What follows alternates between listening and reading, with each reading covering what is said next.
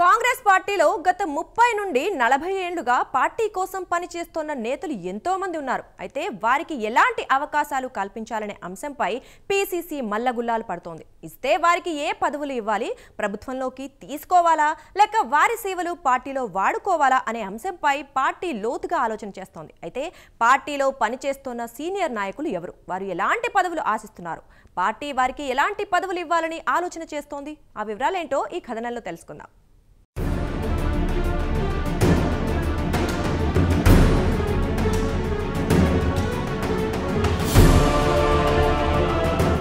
కాంగ్రెస్ ప్రభుత్వం ఏర్పడి సంవత్సరంన్నర అవుతోంది. కానీ ఇప్పటి వరకు పూర్తి స్థాయిలో కేబినెట్ విస్తరణ కానీ పీసీసీ కార్యవర్గ పదవులు పూర్తి స్థాయిలో ఇవ్వలేదు. దానితో ఎవరికి వారు తీవ్ర ప్రయత్నాలు చేస్తున్నారు. అయితే కేబినెట్ విస్తరణకు ఖాళీగా ఉన్న 6 మంత్రి పదవుల కోసం పెద్ద ఎత్తున ఎవరికి వారు లాబియింగ్ చేస్తున్నారు. దాంతో ఏఐసీసీ ఎవరికి ఇవ్వాలో తేల్చుకోలేక మంత్రివర్గ విస్తరణ పెండింగ్ లో పెట్టింది. మరోవైపు కార్పొరేషన్ చైర్మన్ల విషయంలోనూ సీనియర్ నాయకుల నుండి మొదలుకుని మంత్రుల వరకు ఎవరికి వారు వారి అనుచరులు జిల్లాలో ముఖ్య నాయకుల కోసం లాబియింగ్ చేస్తున్నారు. దాంతో కార్పొరేషన్ చైర్మన్లు సైతం పెండింగ్ లో ఉంచింది ఏఐసీసీ.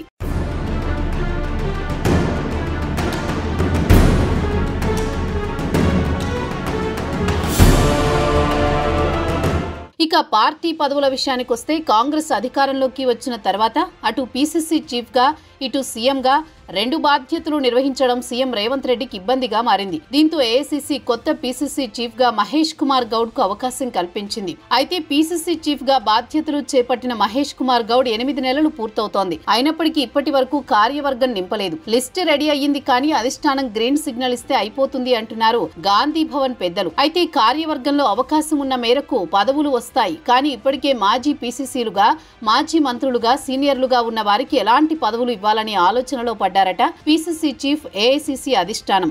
అయితే పీసీసీ చీఫ్ మాత్రం సీనియర్లకు పార్టీ పదవులు ఇద్దామని అనుకుంటుంటే సీనియర్లు మాత్రం కాంగ్రెస్ అధికారంలో ఉంది కదా, 10 ఏళ్ల తర్వాత అధికారంలోకి వచ్చాము, రాజకీయ చివరంకంలో ఉన్నాము, ప్రభుత్వంలో కీలక బాధ్యతలిస్తే బాగుండని సీనియర్లు అనుకుంటున్నారట.